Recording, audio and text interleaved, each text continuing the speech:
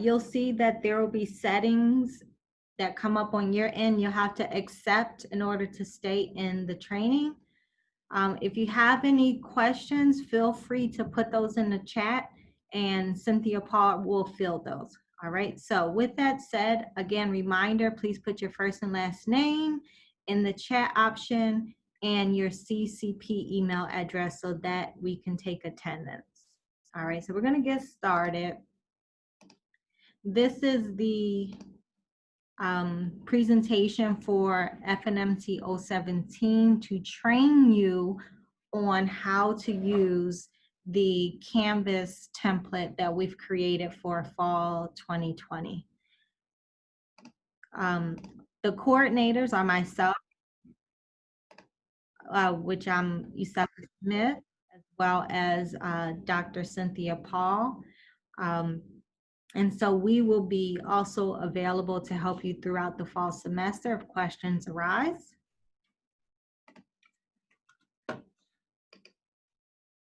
So our agenda for today, first we want to just make sure you guys understand the required trainings as well as any recommended trainings that are coming up.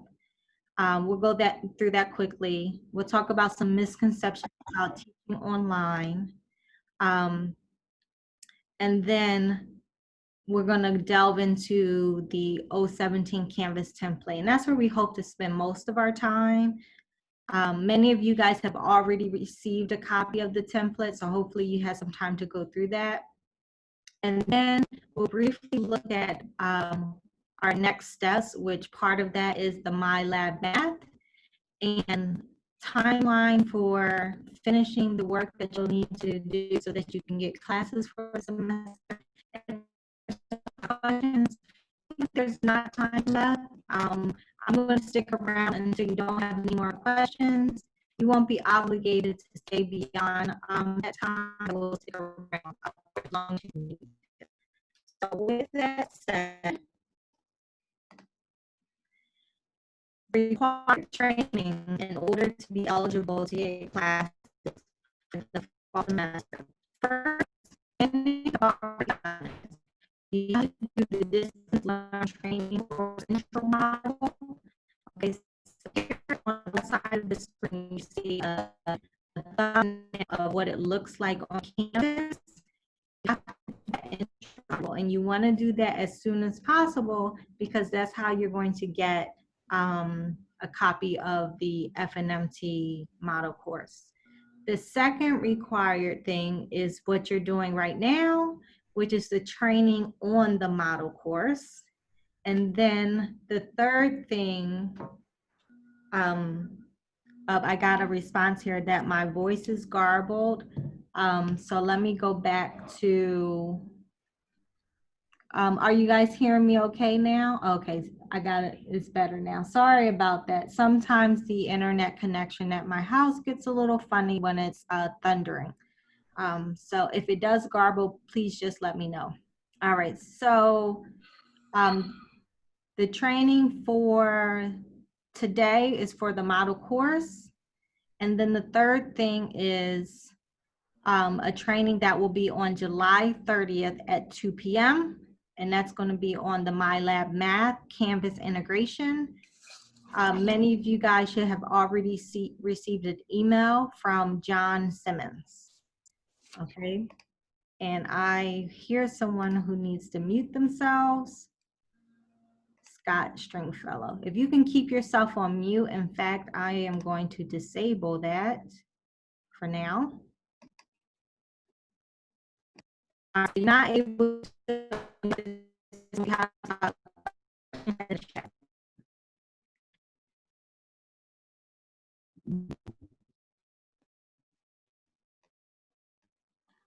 Okay, and I am going to use a message saying that it's garbled. Cynthia, I'll mute you. Cynthia, can you hear me? Yes, I can hear you right now, yes. Okay, perfect. Do you mind if I just keep you unmuted and that if there's anything that's not heard, you can just chime in? Yes, can I just say that we just lost electricity, so that's why I am so dark on this screen right here. We have no lights. So, Oh, no worries. I okay. can't see any of you guys because I closed that screen. I'm just looking at the presentation. Okay. Okay, no worries. All right, thank you. Appreciate it. Mm-hmm. All right, so let's just talk a little bit further about the intro module. Many of you guys have already done it. The most important part of that intro module is, one, you're going to be experiencing Canvas as a student. And then secondly, that is also going to have you putting myself and Cynthia Paul onto your course shell. Okay, so that's why it's important that you do this as soon as possible, because this is how you get a copy of the template, which most of you already have. Now, in that distance learning training course, we have recommended but not required modules 1 through 3, module 10. Still not okay, Cynthia? It's okay. It's okay. So that was my mistake. Okay. Modules 1 through 3, module 10, 12 through 17, and then either 18 or 19. And so, again, we're saying that's not required, but we recommend it. So you have to decide for yourself whether or not you want to do those particular modules. So I just want to briefly look at that. Okay, so if you go into Canvas, you'll see there's a distance learning training course. And if you click on the thumbnail, the first thing you'll be introduced to are what are called the modules. Okay, so this one right here, many of you guys have already completed. But then there's modules 1 through 19. Now, based on your particular situation, you might need more or less help. So if you have a question regarding how do I do something in Canvas, there's probably a module here that will show you how to do that. The modules that we picked are the ones that we think would be the most pressing, but that may be information that you already know. If you're familiar with Canvas, some of this is going to be things that you already know.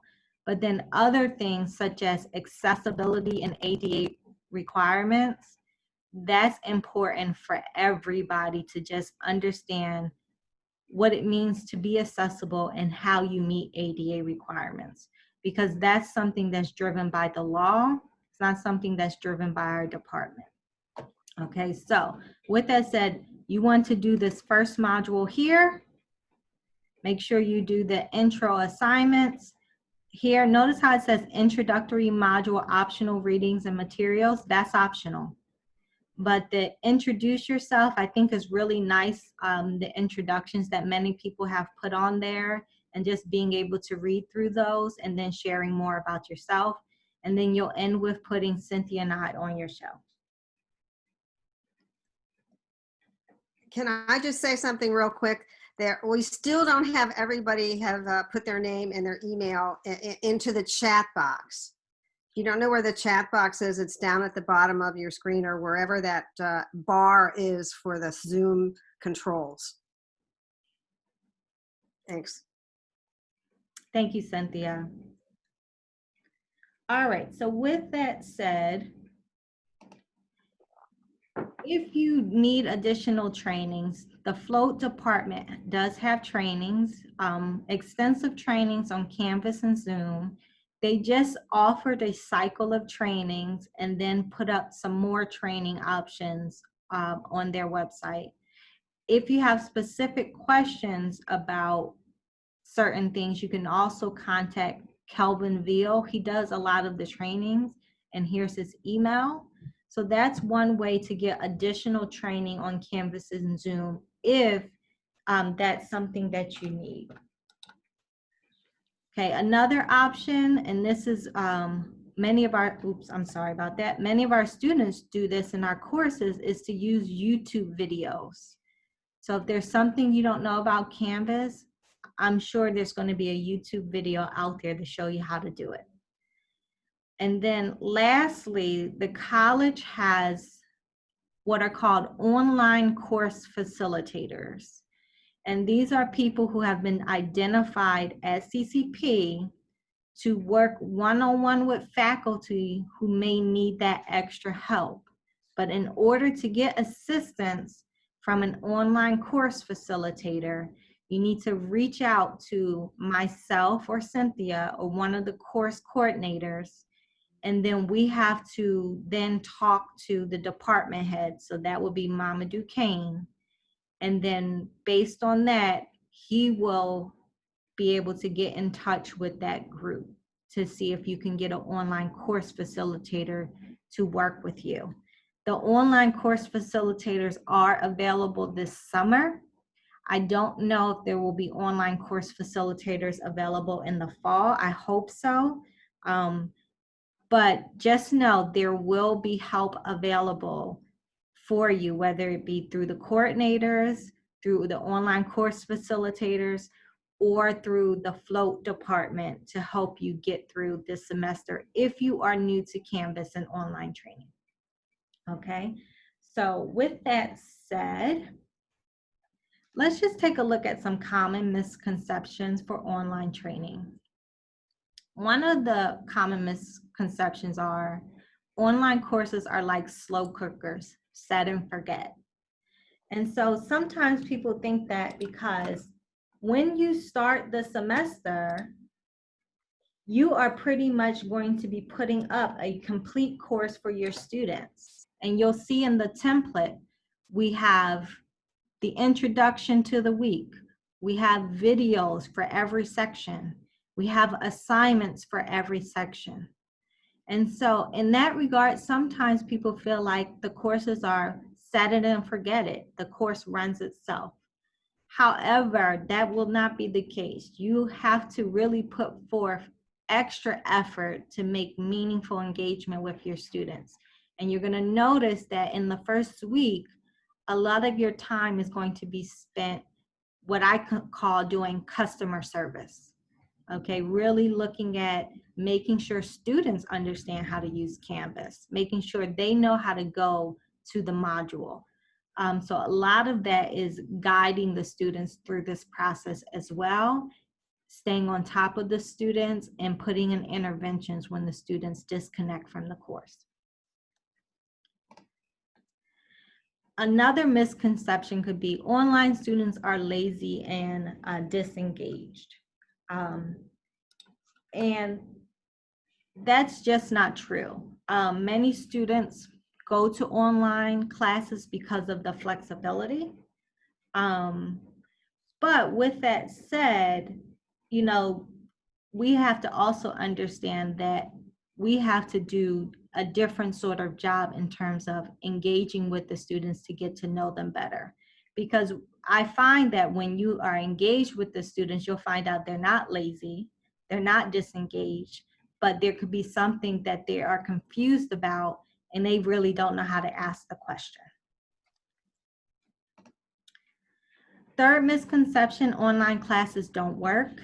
I'll be honest, this is one area where I became very frustrated, and part of it is because I felt like online classes don't work. You know, but I think I realized that I needed to take a much different approach to online classes than you can do for the face-to-face. So that doesn't mean you're not going to be frustrated at certain points, because our students are going to be frustrated. This is new, you know, it requires a different lens. But if we approach it with the best activities and the best strategies, we can get the same outcomes online as you do face-to-face, and sometimes better. Next, teaching online is not as enjoyable as teaching in person. You know, everybody has their preferences. However, you'll notice that if you can find a way to engage with the students, then you'll find it to be enjoyable. If you cannot find a way to engage with the students, you'll probably be missing in that regard. I think that is going to be the most important task for us, is how can we engage our students this semester? Okay, so with that said, I just want to get to know what everyone's comfort level right now with this in Canvas.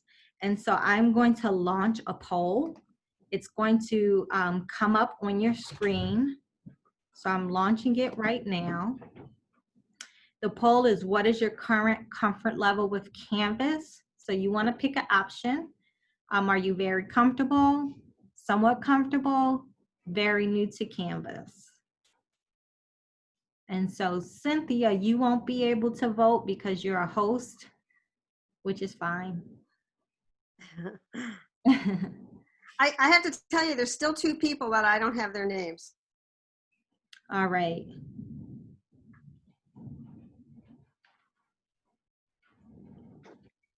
If you wouldn't mind, Cynthia, could you type them into the chat for me?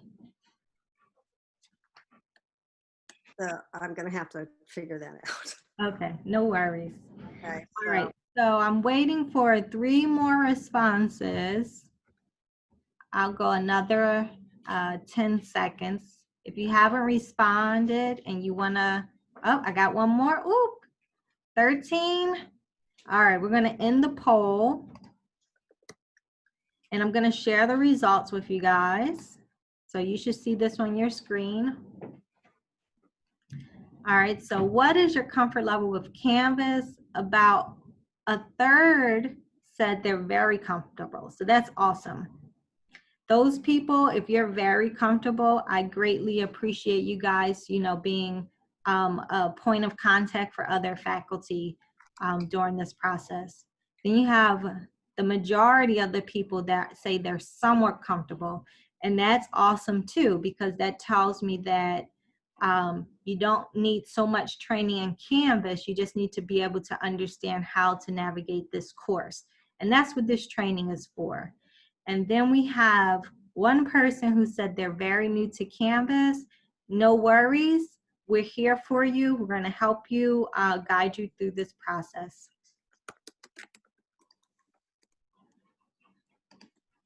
All right, so with that said, I just want to, we're going to get into the course in just a second, but I do want to talk a little bit about the general format. Okay, so let me emphasize, this training is not a Canvas or Zoom training. This training is to show you how to navigate the template that we've designed for you. So the strategy that I would like to use is, 1, get familiar with the flow of the course. Before you start making any changes to the template, just get familiar with the flow. So part of what goes with the flow is, 1, there's modules. Think of modules as like a group of work. Generally, we like to group our work in terms of weeks. So you're going to have 15 weekly modules, and then there's going to be 3 general modules. I'll call those intro modules. Okay, once you get familiar with the flow, then make edits that aren't dependent on your syllabus. Okay, and we'll look to see what that is. Then figure out your syllabus. Now, if you already have the template, I did send you a sample syllabus. You can choose to use that. You don't have to. I do recommend you at least use the table that's at the end with the sequencing of the assignments. And then once you figure out your syllabus, make edits and updates based on your syllabus to the course template. Okay, so with that said, let's go to Canvas. All right, so again, if you log into Canvas, when you receive your course, you're going to receive something that has a picture here that says FNMT 017 Pearson template. Okay, and then you're going to click on that to get into the course. So I already have it open, so I'm just going to go here. All right, so here we have what you see when you first enter the course. So this is the home page that I created. Now, part of the reason why I put this here this way is because when students enter our course, sometimes they're confused of where to go next. And so this home page, sometimes people put on the home page something about themselves. I chose to instead make it a home page that was more traditional with websites that you see when you go online. And so when students see this, they'll say, oh, okay, maybe I should go here, start here. Or if they're interested in a syllabus, they'll go here. Or the modules, they'll go here. They want to see their grades, they can go here. If you have a Zoom lecture link, this is linked to that, they can go here. So these are the major things, and this page is really set up for your students, for them to have a natural guide. Now, many of these features that are listed here are also on the left side of the screen. But what I found was many students will ignore that. So this is why I created this home page, okay? So now what I like to do is for us to go into the modules. And I like to just look at the layout here. Okay, I'm gonna close some of these modules.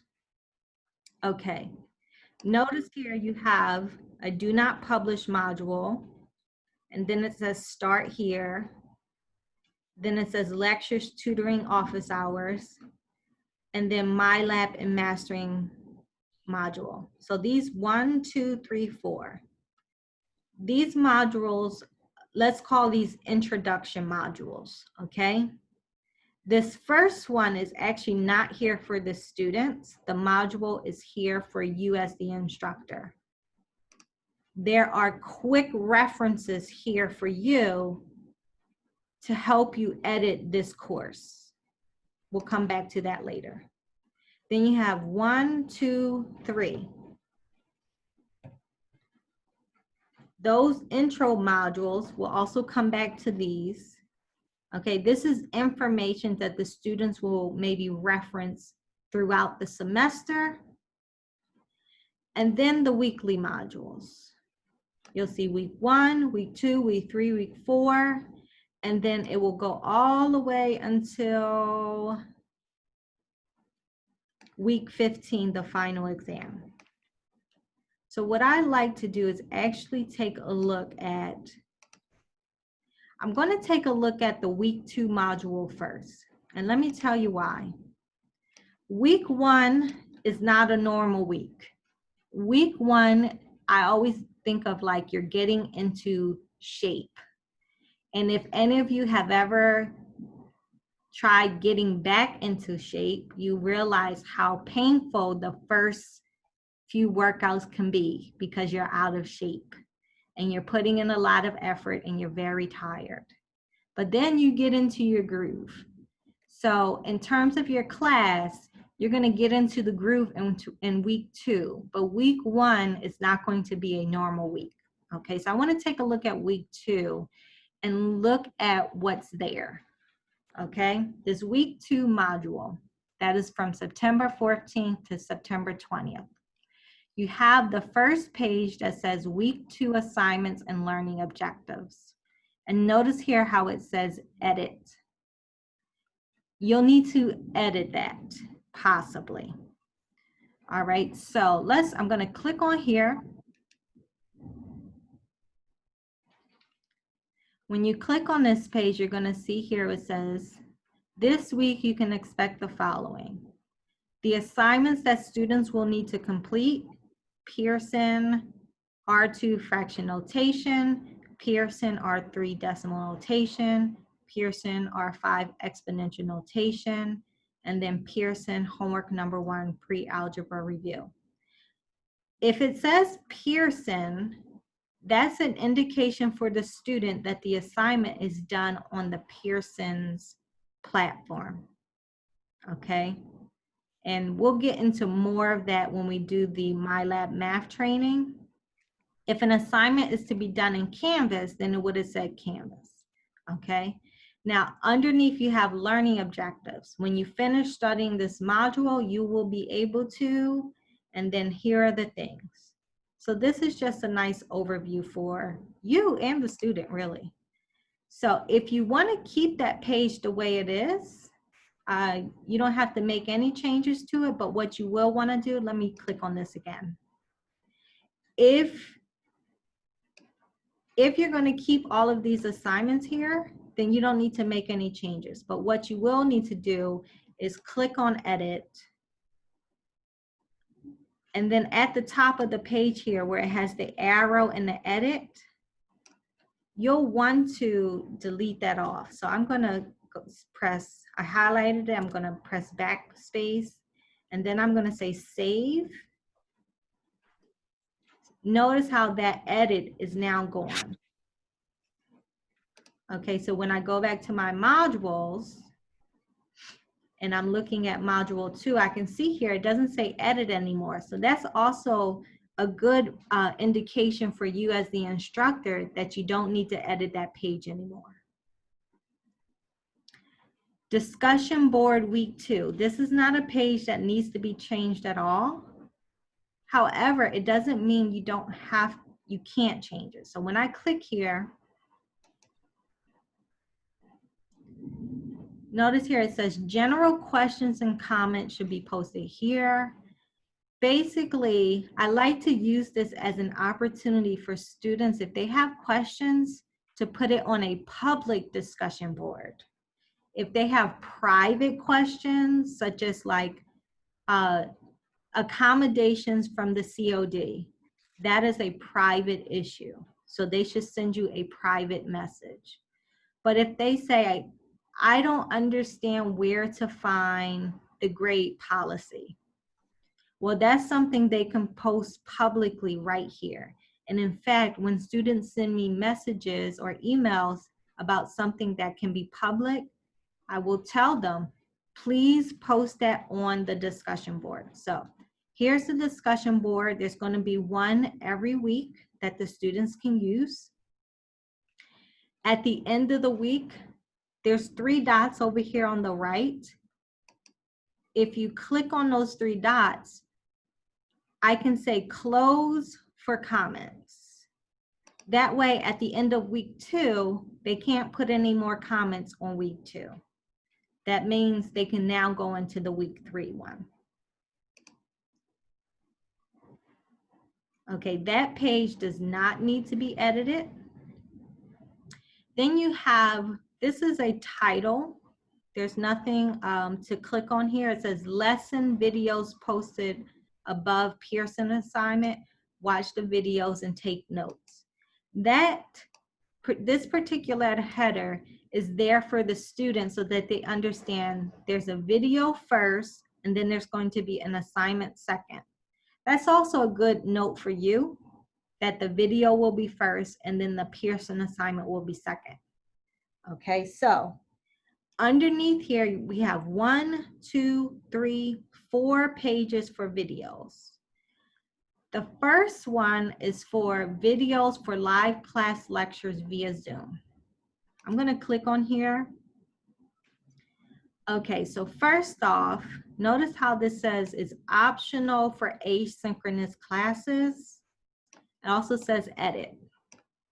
Okay, this page, if you are doing a synchronous lesson, I recommend you record your lesson and then post the video here. But if you do not have a synchronous class, then you might choose to not do synchronous lessons. So now's a good time to actually talk about synchronous versus asynchronous.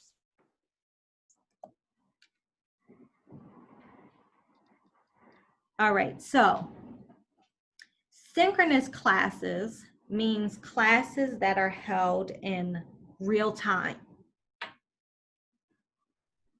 If you look on the schedule, so I actually did a screenshot below here on the schedule. Here's a class for 017, section 4. It's on Wednesdays from 6 o'clock to 9:05 p.m. And notice here, it has 3 asterisks, SYNC 3 asterisks. That is a class that is officially designated to be a synchronous class on the schedule. If you are given a class that is designated as a synchronous class on the schedule, that means you need to hold your classes in real time, and that is the time that you adhere to. Now look at the second class here. This is section 6. There's no day, there's no time, and then look, there's my name. I've been given a class that is asynchronous. Typically, that means learning at your own pace within a set of deadlines that the instructor determines. Okay, let's go into that a little bit further. If you are given a synchronous class, that means you must maintain the time frame that is listed. If your class says from 9 to 10, that's the time frame that you are given on Monday, Wednesday, Friday. Okay, you cannot change it to 11 to 12 because that will be more convenient. It has to be based on what's listed on the schedule. In addition to that, at least 50% of the content is asynchronous content. You don't need to worry about that because the class has already been designed so that 50% of the content is asynchronous. We have a bunch of assignments already programmed into My Lab Math. We have lots of videos already put into the Canvas template. We have an outlet for discussions. So inherently, 50% of the content is already asynchronous, okay? Everyone is required to use Canvas. So when it says incorporate required management tools from Canvas, everyone is required to use Canvas this semester. So this is for synchronous. Now you might be thinking, well, if I'm given an asynchronous class, does that mean I am not allowed to hold class at a certain time? And no, it does not mean that. What it does mean is you cannot require your entire class to meet at a certain time. So you could say, I am going to meet my class at 10 a.m. Monday, Wednesday, Friday to give them a live lecture. You can do that. But what you cannot do is say the students must come and they're going to get a grade for it. That you cannot do. Now, what you're going to find is many students will come if you make that option available because they need that and they want that and they will appreciate it. And that is a way to make connections with your students and it'll make it more enjoyable for you. Okay, so do make, if you have an asynchronous class, do make an opportunity for students to be able to meet with you at a certain time for lessons, but do not say that you require it.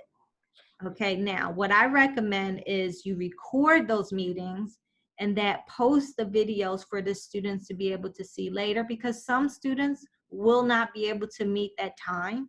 Other students just won't want to, and that's their right as well. With that said, final exams and midterm exams can be synchronous, but should adhere to the schedule provided by the college. Okay, now you want to be careful with midterm exams that you offer enough flexibility in your exam time so that you can meet the needs of your students.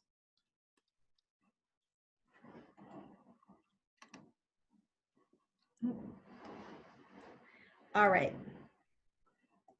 So that is for asynchronous and synchronous. You do not have to use Zoom to do a synchronous class. You can use, some people like to use Conference on Campus. I recommend Zoom because that's available for us. other students will be using that with their other instructors, and they're going to be more familiar with that. So it might be less of a learning curve for your students. All right, so that's going to be the synchronous portion. So just to recap, if you're given a synchronous class, you must do synchronous lessons. If you're given an asynchronous class, you are encouraged to do synchronous lessons, but you cannot require them. And I do recommend you post that information on Canvas. Now, the 3 pages below, they have videos that could replace your lecture. So I'm going to click on this first one here, videos to learn topics for fraction notation. Now you'll notice here, there's going to be several videos that we've carefully chosen. And when I say carefully, one, these videos should match any assignments from R2 in the textbook. So in addition to that, you'll see above the videos will be specifically what these videos teach towards. So video for simplifying a fraction, video for addition or subtraction of fractions, video for multiplication of fractions, video for fraction division. Now, when I say we carefully pick these videos, one, I'm going to start playing this video for a little bit. We're asked to write the fractions in lowest terms. Projections may. Okay, notice how here you have CC, it's closed caption. Okay, we wanted to make sure all of the videos that we put into our course had closed captions, and not just any kind of closed captions, good ones. And so you'll notice this particular person that's speaking in this video, we've used a lot of his videos because he has very good closed captions, and we also thought his instruction was very good.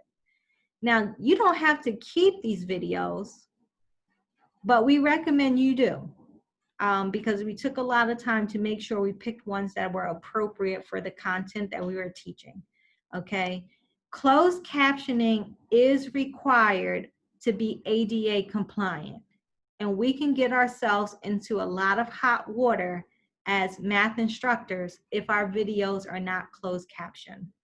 All right, we need closed captioning for students that are that have disabilities with seeing or hearing, and so that's just a requirement. However, many of our students who do not have those disabilities also benefit from the closed captioning. So make sure your videos have closed captioning. All right, so this is for R2. If you look at R3, you'll notice that R3 looks very similar. Notice how this says optional keep or delete. So I'm going to click on this one. Now, the reason why this says optional keep or delete is because in our course and sequencing for FNMT 017, we said section R3 is optional. So you as an instructor, when I said in the beginning, you need to decide what's in your syllabus, this particular page here, if you don't put that in your syllabus, then you want to delete this out of your course. I don't think it hurts to keep it, but that's up to you. If you keep it, you want to say edit. Okay, and up at the top here, I'm going to highlight this. And I'm going to take this off because, see, I don't want the students to see this when they do the course. And then I'm going to scroll to the bottom and press save. All right, so now I know when I look at this, I'm okay with this page.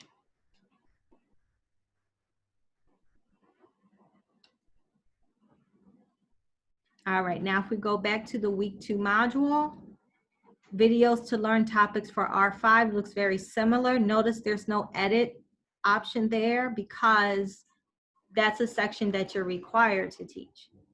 Okay, so in week 2, this is what we have.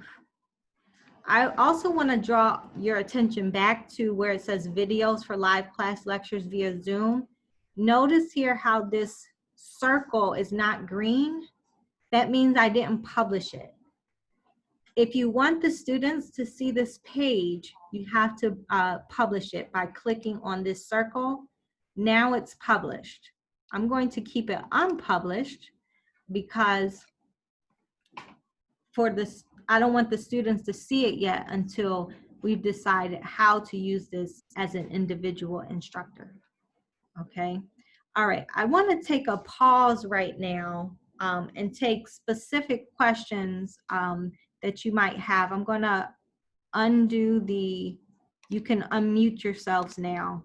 If you want to ask any questions about week 2 and on regarding how the modules are set up and how to use them as an instructor. Are there questions?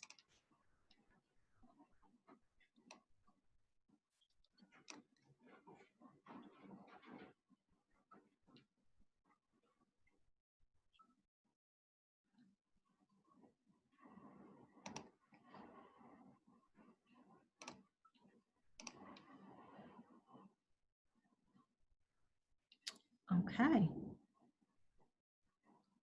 All right, feel free to unmute yourself if you want to ask the question, okay?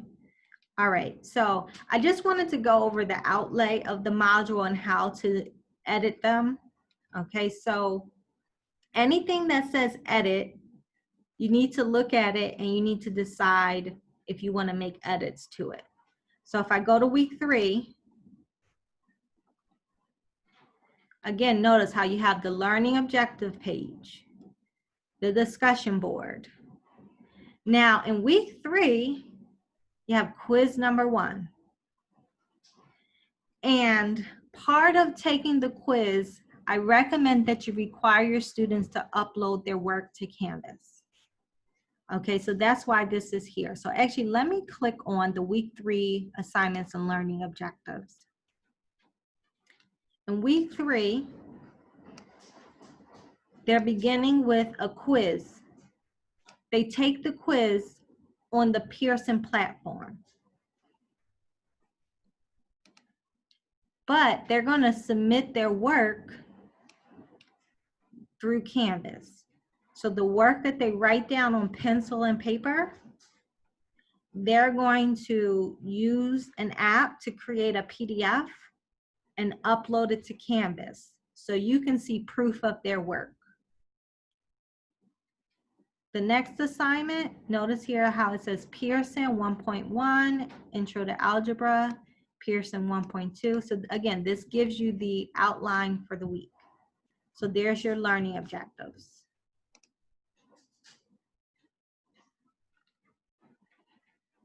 All right, let's go back to week 3. There we go. All right, so you have the objectives, discussion board. Now you have the quiz. Submit your work for the quiz, okay? And then you have homework number 1 covers through sections R5. That's an assignment that's going to be in Pearson. And then below here, you have lesson videos posted above Pearson assignment. Watch the videos and take notes. So again, you have the videos for the lessons that are going to accompany the Pearson assignments. Now you might be asking yourself, like, how do the students do the Pearson assignments? So what I want to show you is what you're going to have at the end of all of this training. Okay, so let me show you a complete module. Okay, let's take a look at week 3 since that's where we were. Once you get trained on MyLab Math, you'll be able to integrate Pearson with your Canvas too. So now here is, in fact, let me go up to week 2. Let's start with week 2. Here's the week 2 module completed. We have the objectives, the discussion board. Now notice below where it says lesson videos posted above Pearson assignment. Notice how there's more things than you saw before. You have the live lecture page, then the videos for R2. Now look below, it says Pearson R2 fraction notation. That's the Pearson assignment. So you're going to actually be able to integrate the Pearson assignment right below the videos, but that's going to come when you do your July 30th training. We'll show you how to integrate Pearson. Then we have videos to learn topics for R3, the Pearson assignment. Videos to learn topics for R5, the Pearson assignment. Let's take a look at week 3. Week 3 starts with a page for the objectives, then the discussion board. Quiz 1. Here's the quiz 1 that's in Pearson. Here is where the students will upload their work. Next, homework number 1. Here's the Pearson assignment. Then you have videos for the live lectures, videos for topics 1.1, Pearson assignment, videos for topics for 1.2, Pearson assignment, videos to learn topics for 1.3, Pearson assignment.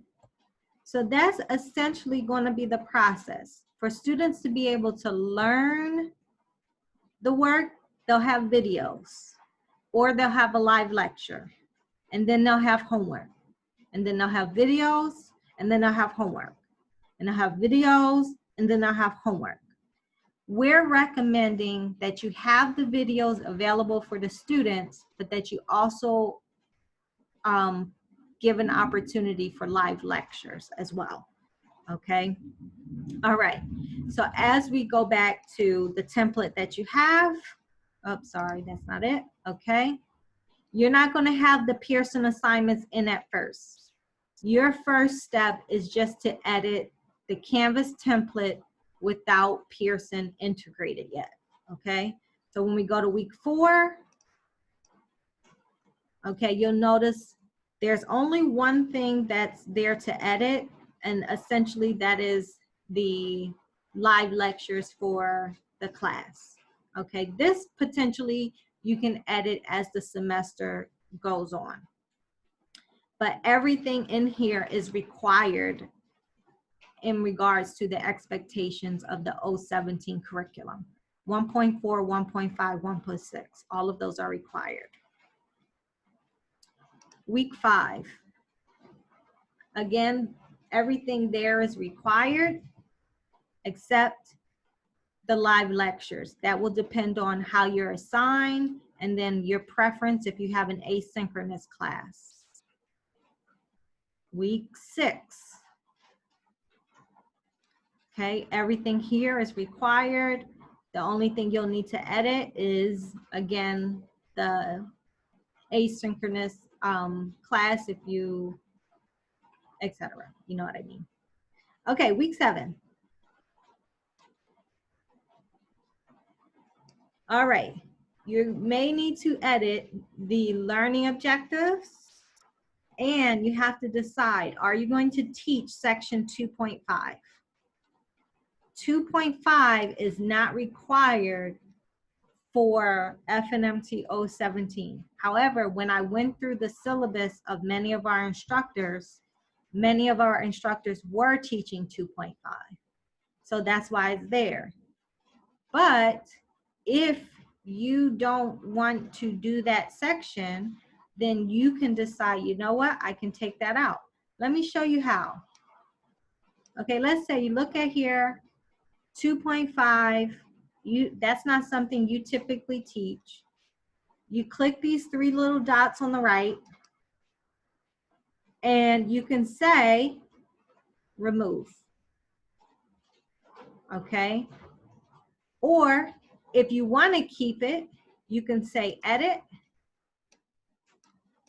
And then over here, you want to make sure you take out where it says optional delete.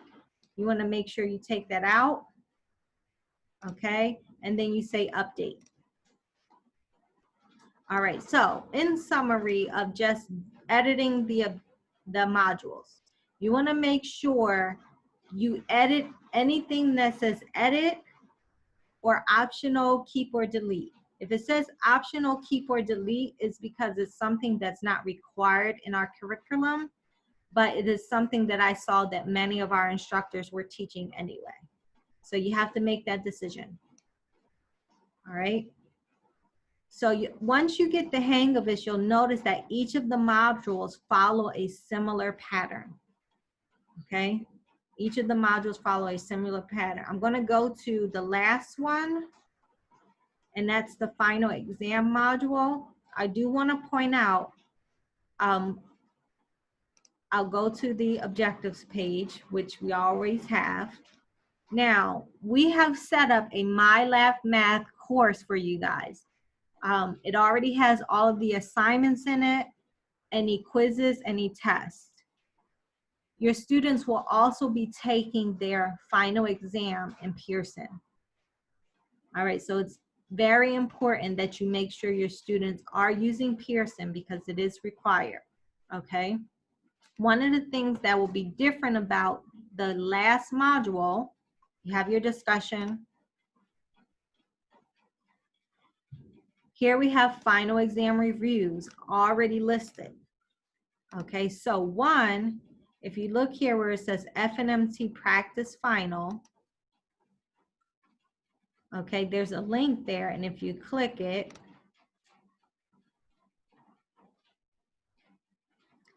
there's the practice final for the fall. It's already posted on Canvas for the students. A printable version of the Pearson practice final is also there. Okay, and I like to put this on here for the students because sometimes the students, they like to do work while they're at work, you know, even though, you know, maybe they shouldn't do that because their boss wants them to work, but nonetheless, many times our students do work while they're at work, and they want a printable Pearson practice final too. So both of those are already there, okay? All right, final exam information is up here for the students, okay? Once you find out what information, when you're going to offer your final exam, you'll want to update this page for the students. All right, so for right now, it just says to be determined. I do strongly recommend that you make sure your students submit their work for the final exam. So here's what the submit your work page looks like. Okay. And then let me just go back to the end of that module. So that's week 15. All right, the last thing in the week 15 module is submitting their work.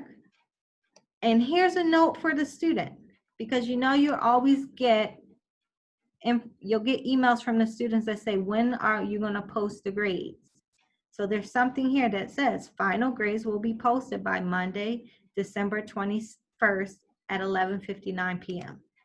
Okay, so I put that there because that's based on when our grades are due. You can always make it sooner, but don't make it later because our grades are due by that time. Okay. Okay, so I've already gone through the basic modules. Now I want to go back to the top, and I want to take a look at week 1. Week 1 is a little different, but there are some things that are the same. Week 1 has a learning objective page. Every week has a learning objective page. Every week has a discussion board. But the week 1 has a syllabus quiz. I strongly recommend you have this for your students. It needs to be edited. So I'm going to click on here, syllabus quiz. Okay. So now what you want to do is first off decide what your syllabus is going to contain before you edit this. But let's go in here and see what questions that are already there. I press edit. All right, so you do want to make sure that you have the options that you want. First of all, I always put shuffle answers when I do multiple choice questions because that allows some variation from student to student. Time limit, that's up to you. You can put a time limit on it if you want, you don't have to. And then multiple attempts. Again, that's going to be up to you whether you allow multiple attempts. Right now is at 3. For my classes, what I do is I typically tell my students they have to get a perfect score. So they have to actually keep taking the syllabus quiz until they get a perfect score. However, they only get 3 free attempts. After the 3rd attempt, I will dock their grade. So they have to get a 20 out of 20, but the grade in the grade book will change based on did they use more than 3 attempts. And so that's basically so that students aren't just carelessly guessing. Most students will be just fine on this, but some students you'll notice that they'll take the syllabus quiz without reading the syllabus. All right. And then here, let students see their quiz responses. I would not let them see the correct answers because then they have the correct answers for when they retake the quiz. Okay. All right, now to edit the questions. All right, there are some questions that are already here. I would click this box that says show question details so you can see the answers. All right. The first question, it says, the name of your instructor for this course is, obviously you would need to edit this because if your name is not Professor Clark, then this is not the right answer. Okay, so to edit this, over here on the right, you click the pencil. All right, maybe you don't even like this question. You can change the question. If you want to keep the question, then make sure you change the answers. So maybe we'll say Professor Paul. Now let's do Cooper. There we go, Professor Cooper. Okay, we'll update the question. All right, now the question has been updated. Let's look at question 2. What is the course ebook? Okay, so you want to make sure this is actually correct. So the questions here were just general ideas. You do not want to keep this syllabus quiz as is because it will not match your syllabus. It's just to give you an idea of what a syllabus quiz should look like. I do recommend you have a syllabus quiz that has like 20 questions that covers everything from grading, criteria, exam dates, etc. The most important thing. So this makes sure that the students do read your syllabus. When you're done, make sure you press save.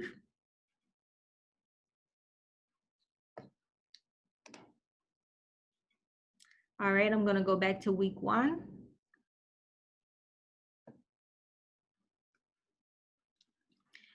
Okay, another assignment that is only for week 1 is the introduction to Canvas email. I like to use this to make sure students understand the expectations for writing an email and that they actually attempt to do it. Okay, so I'm going to click on this assignment here. All right, this gives the students directions on how to write an email, and specifically it's telling them you have to put something in the subject. I told them what to put. I told them to put confirmation. Then in the body of the message, they're saying, I confirm that I have read the course syllabus, I have registered for MyLabs and Mastering, and I have completed the orientation questions. And then they can say anything else. Then I tell them, sign the email with your first and last name. When you're finished, click send. Part 8 says, you as the instructor will acknowledge the receipt of the email by responding. And so please do respond. This is part of the when I said it's kind of like you have to get in shape for teaching, this is like the first week of getting in shape. You'll see you'll be writing a lot of emails and connecting with your students that way. All right. Other things in week 1. All right. You have below here, introduce yourself. Okay, you'll want to make sure students do that. So all of you who have completed the first module in that training course, you introduced yourself to me and to Cynthia. Well, you want your students to introduce themselves too. So they'll do something similar. So if I click here, we gave you an idea of what an assignment could look like. And you can keep it just like it is. But you might feel like, you know what, I know how to ask better questions. I want to ask something in additional to that. That's fine. You can edit this assignment a little bit if you want. But understand that with this assignment, there's a rubric. So over here at the top of the page to the right, if I click on these 3 dots, I'm going to say show rubric. The rubric already matches the assignment that's listed. So if you change this assignment, you also want to change the rubric. And you can change the rubric by clicking this pencil here to edit it. Okay. Now, when you go to grade this, I click these 3 dots. I'm going to go to speed grader. You can use the rubric to grade this. So I'm going to say view rubric. And then I want to decide, I'm over here on the left, it says the student does not have a submission. But if the student submitted something, it would show their intro submission here. So as you're reading it on the left, I can say, oh, okay, they answered that question. Click. Oh, they answered this question. Click. They answered this one too. Wonderful. Click. And they did not answer this one. Click. And then I can say save. And there you have it. The student has been graded. So the rubric is to help you grade that. Okay.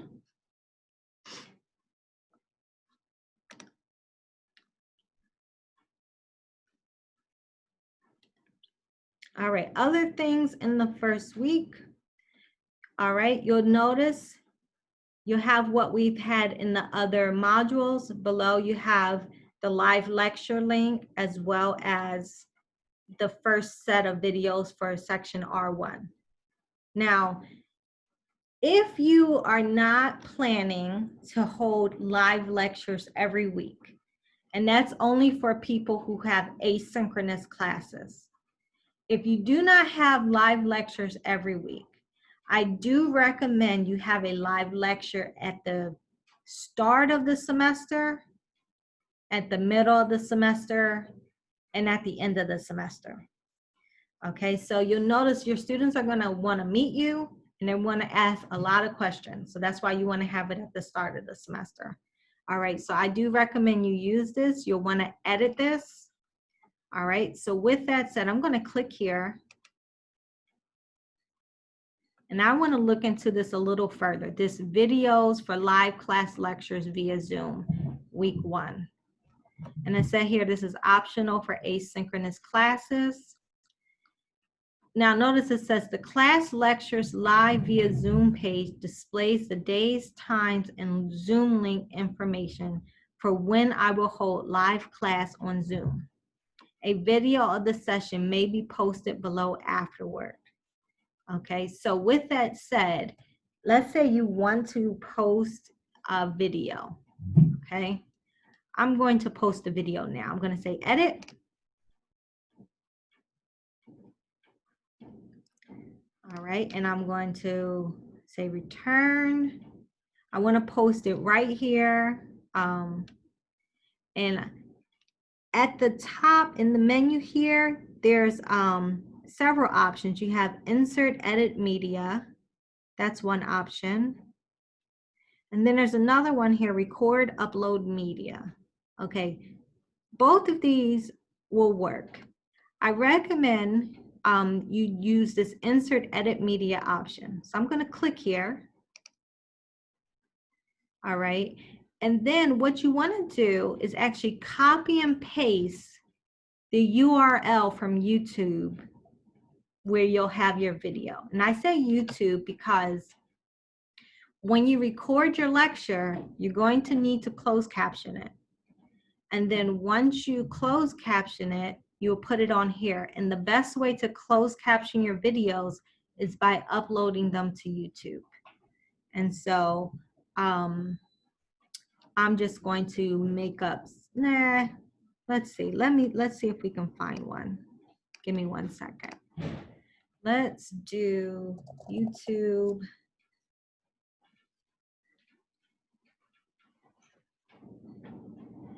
We'll put up one of the videos that I created this summer for my students. Let's switch account to, here we go.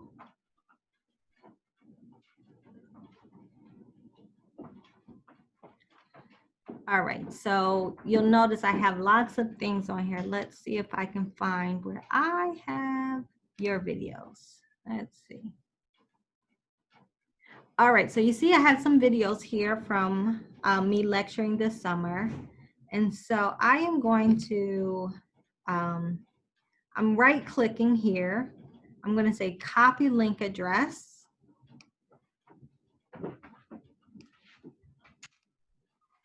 All right, so I'm going to paste it here. So it's pasted. It constrains it to a certain size automatically. If you want it to be bigger, you can make the dimensions bigger, but usually I find that what's offered is fine. I'm going to say okay. And there you have it.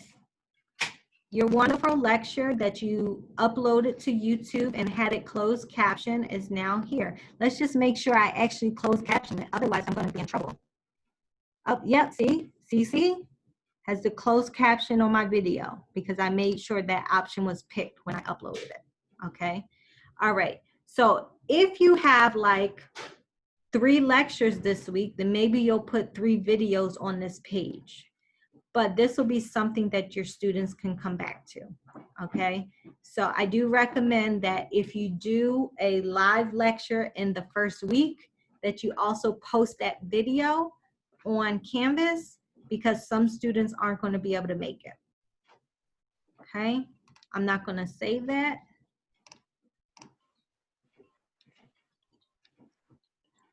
Okay, so I went through the 15 weeks. A little bit garbled right now. Okay, thank you. Is it better? I think so. Okay, good, thank you. All right, so I went through the 15 weeks. Now what I'd like to do is go through the intro. Okay, so before week 1, you have do not publish. This is for you as the instructor.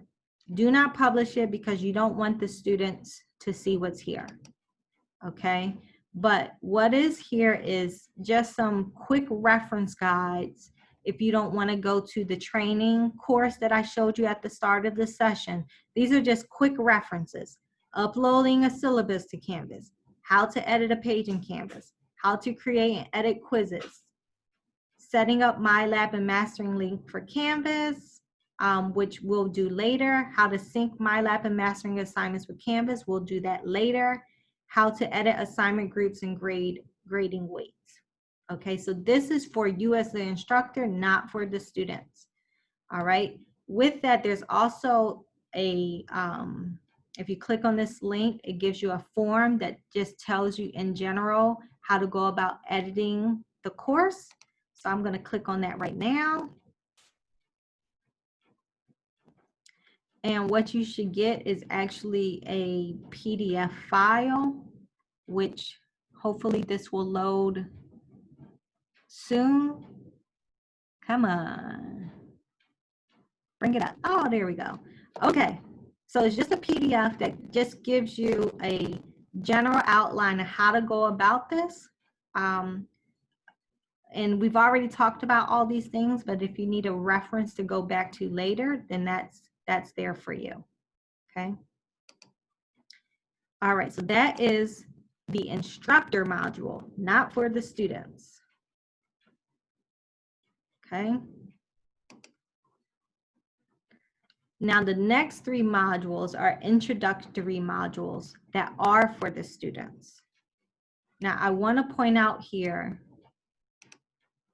there's a lot of information and it says complete all items to the right. This is for the students because if the students do not go to this module, they won't be able to click on anything else. So this is to force them to start here and start with this page. Welcome to FNMT 017. Now, this is one of the first things that you as an instructor need to edit. If I click on this,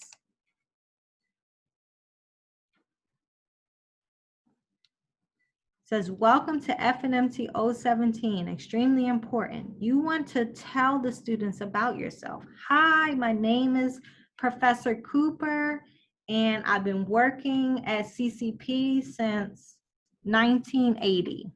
I love working with students, and I especially love teaching, et cetera, et cetera. You know, a little bit about yourself so that they're engaged. You want to encourage them that we're going to have a great semester, and maybe you might want to add a picture of yourself. I recommend it because students, you know, like to connect with that. If you don't add a picture of yourself, add a picture of something that's fun.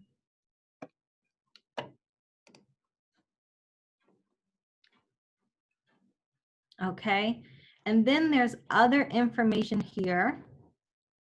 All right, so you'll need to edit this. Required material, that's just information. Oops, sorry about that. That's just information for the students about the access code. So I do want to emphasize that every student must purchase an access code this semester. They will not be getting a physical textbook. One of the reasons we decided that was because it was too expensive. And because of the online environment. So please keep that in mind. They will be purchasing an access code, but it will not come with a physical textbook. They will have access to an ebook through Pearson. You will need to edit this page for the grading criteria, hence the edit. I have a suggested grading criteria, but you don't have to use that. All right, so you'll need to edit that. Then you have some technology things for your students that they'll want to read, but you'll also want to read too. I have here some information about the Remind app. The way that works is if the students register for this, it's a way that you can text message your students without having them text you on your cell phone or having to get all of their cell phone numbers. And so if you want to use this, here's directions for it. Many of our full-time instructors do use it.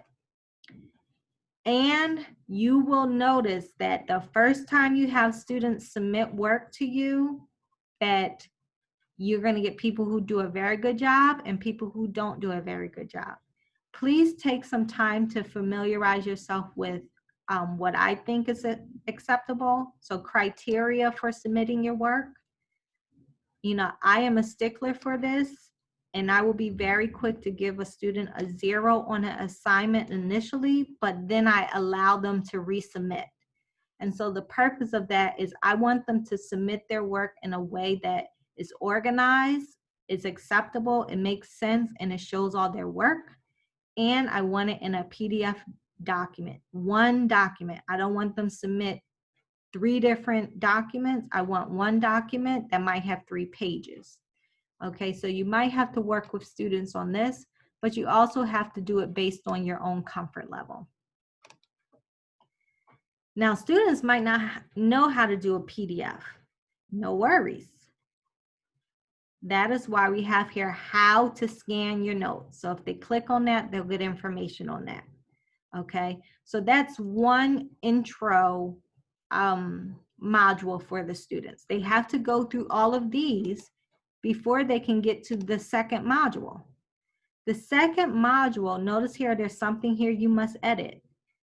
If you're giving live lectures, put your Zoom information here. Office hours for part-timers is optional. If you're going to have office hours, I will put that information here. If you're not, delete this page. And then the third module, that's an intro module, is just general information, things that may come up with your students. So this is information for the students, okay? So that takes you through the course. Let's go back to, okay, I'm going to, all right, so obviously you can see here, there's going to be a shift. You know, one of the ways that we can make this a great experience for yourself and your students is to find ways to effectively communicate. Okay, you want to show up at the times you say you're going to be there, and I strongly recommend the Zoom lessons. Be fun, be yourself. You know, whoever you are in the classroom, bring that to the Canvas course. Whatever you did to explain things face to face, times that by 10, because you're going to have to take your communication to another level with the online environment. Okay. All right.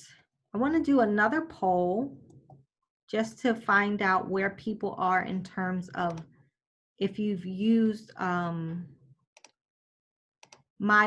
Plus. So if you could just say yes or no, have you previously used MyLabs Plus for homework assignments?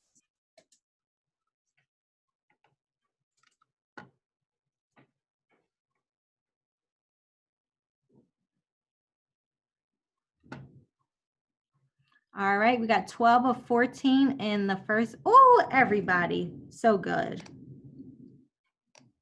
All right, the results are shared. So 64% of you have used it, which is great. And then 36% of you said no. Okay, all right, so I do want to tell you that this fall, we will be using MyLab Math, which is a little bit different. Okay, so it's different, but it's better. If you use MyLabs Plus, pretty much you will already know how to use MyLab Math. One of the differences and why I say it's better is, one, the MyLab Math assignments can be integrated directly into Canvas. And I showed you some of the integration from my other course already. You're not going to be able to integrate anything until you get trained, okay? Next, grades will be synced to Canvas, which is awesome.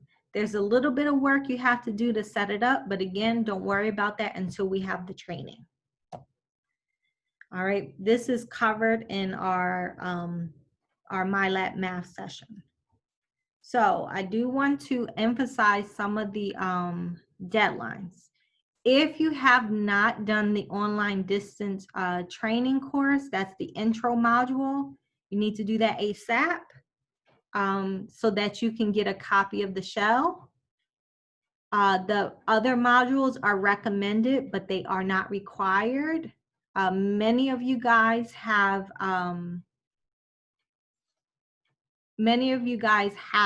done some of the modules, which is great. It's certainly good practice. I've done many of the modules myself to make sure I was offering you guys an appropriate course. You need to have the edits done to the Canvas course by July 20th. Once you're done, please email Cynthia, Paul, and myself that you are finished, because then we have to go into your Canvas course to make sure you made the appropriate edits. On July 30th at 2 p.m. will be the MyLab Math training. That's when you'll learn how to do the integration portion of it. I have one question. Okay, we'll take questions in a second, or put it in the chat.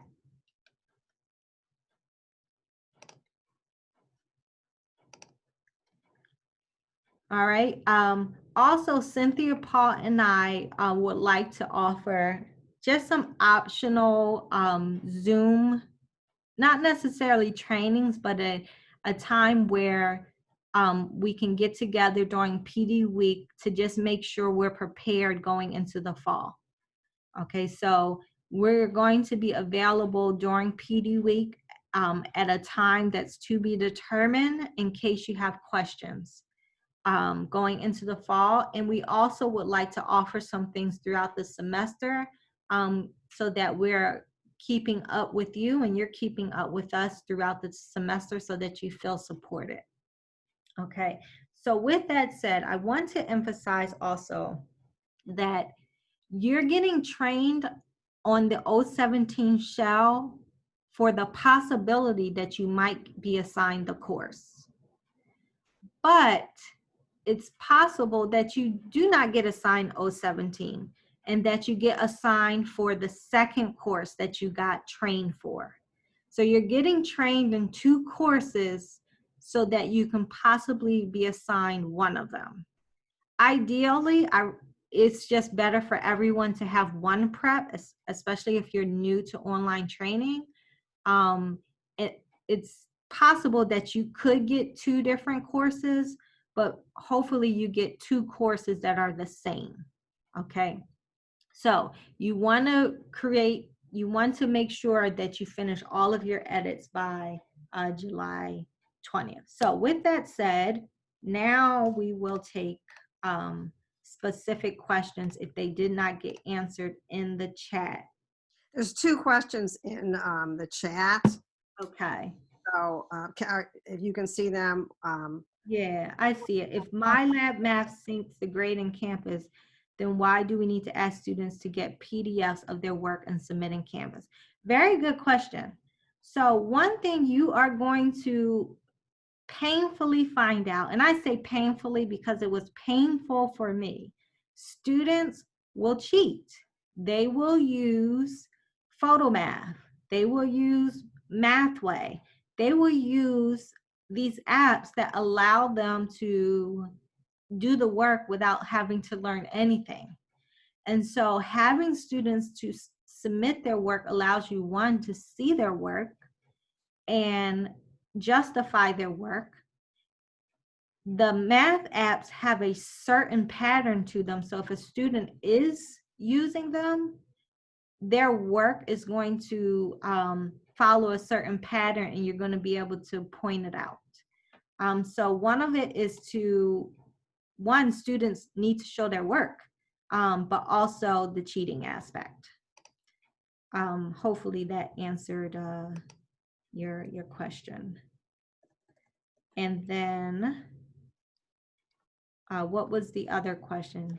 You see the second one? So how would I know if I'm assigned an asynchronous? What's the time if I'm assigned synchronous or asynchronous? That's a good question. Okay, so when you're assigned a course, it's either going to have a time associated with it or it's not. So if I can, I'll go back to the slide that had the example. Here we go. So here's an example. I just went into Course Finder, but one course has a time associated with it and a day, and it says synchronous. This course here has no day and no time associated with it, and so it's asynchronous. Now, I have my courses already assigned to me, and although they're asynchronous, I am planning on having live Zoom lectures. I just won't be requiring them, and my students won't be graded on them, but I'll record them. Now, how will you know what time and days to do that? Well, how will you make that decision? Oh, good question. So I do it based on, for myself, I do it based on when I would usually teach. And so, for instance, I might offer a class at 10:10, and then maybe another class at 11:40. So I can capture two different groups. You know, you can also do a survey of your students to find out when it's best for them and do it that way. So there's a little bit of flexibility there. But I do encourage you, one, you're not going to be able to meet everyone's needs. Okay. Two, understand that there are certain areas with teaching online where you're going to have to dedicate a little bit more time to. And so you don't want to say, you know, I'll just make sure that I go on Zoom and teach my lesson and that's it. Because you're going to have a lot of time spent answering emails and communicating that way too. Okay, so pick a time that might work for most of your students. And even though it might not work for all, you don't want to say, well, you know what? I'm going to teach in the morning and one at night. And I'm going to do that Monday, Wednesday, Friday. That might be too much. It's kind, but it might be too much. So strike a balance. Try to meet most of your students' needs, but understand that you're not going to be able to hit everyone if you're asynchronous. All right, what other questions do you guys have? I have a question about the closed captioning that you want to have with the videos. Uh-huh. Zoom comes with transcripts. Is that sufficient? I don't know that Zoom does come with transcripts. So all the Zoom videos I created last semester, if you wait long enough, they come out with a transcript associated with the video. It's off to the side. So as you speak, Right. the writing is off to the side. Will that be acceptable? I think so. I think so. One of the things that you're going to, and I just want to let everyone know that we're at 3:29. I'm going to stick around for questions until you guys don't have questions anymore. But if you want to head out, you're more than welcome to go. So thank you so much. So back to your question, Scott. I'd like to say too, I still have two people who did not sign in, and they may have signed in before I signed in. And so that is Albert Cooper and Michael SK. Okay. Michael signed in, so we just need Albert Cooper to put his information in. Thank you. All right. So Scott, yes, if you have a transcript there, then that will be acceptable. You want to just make sure that it's actually coming up as closed caption when you put it on your Canvas. And then also you do want to edit the transcript because even in YouTube, when it closed captions, it does a good enough job, but it doesn't put in like punctuation and there's certain things that are a little bit wonky. Okay. And I also had a question based off of Dorgesh's question about the submitting homework. Is there a way that you score or grade that submitted work, or you just allow the score provided by my math lab to provide the grading, and you just decide whether they're going to get a score for that problem or not based upon the work they submit? So how do you do that? So for Pearson, depending on the assignment, if it's most assignments actually are not requiring students to submit their work. You'll see that the assignments where students are submitting work are for quizzes and tests or exams. Oh. But for like homework and those things, now if you want students to submit their work, I don't recommend it. But if you want students to submit their work for like the more daily stuff, you can. But it will be, you're gonna notice it's going to be too much work for you. So I just go based on the score from what Pearson gave and to go with that. Because Okay. you look at that as like practice, you know, yeah. I misunderstood Dorgesh's question. She said of my math lab, a PDF of their work. I thought it sounded like you wanted to have written work, the written work of what they actually posted on my math lab sent to you. And you wouldn't render a score until you actually gone through that work. I didn't know how you scored that. Right. So for those assignments, that would be for like a quiz. Oh, quiz. Oh, okay. A test. Yeah, All so right. that's when I'm getting like real stickler, you know. For homework, I'm flexible. But for quiz and exams, I want to see proof. So that's when, yes, I don't go with what Pearson gives them for the grade. I look at their work, and if no work is submitted, oh, it's an automatic 0. But if the work is submitted, then I'll go through it, and then that's when it's a judgment call by you. Okay. For That's myself, if the work looks like it supports what they did, then I go with what Pearson gave them. Sometimes I might have to go in and individually mark a question as a 0. And then sometimes they might have gotten the question marked wrong, and I might give them some credit. So you have leeway both ways. It's really up to your discretion as the instructor here, but it gives you another line of information if you need students to support the work they're doing for these high stakes tests. Yeah, I agree with that. That's very good. Thank you for the clarification. And if I may, I'd like to ask one more question. Go for it. Okay. How many attempts do you allow for the My Math Lab homework? No, off the top of my head, I'm not sure. But personally, I'm okay with unlimited attempts on homework. That's my preference. I don't remember off the top of my head what we did for the general thing, but that's something that you as an instructor can change. Okay. Okay. So I just want to thank you. I think you and Cynthia have done an outstanding job at organizing everything and setting up for us. So thank you. You're welcome. Other questions?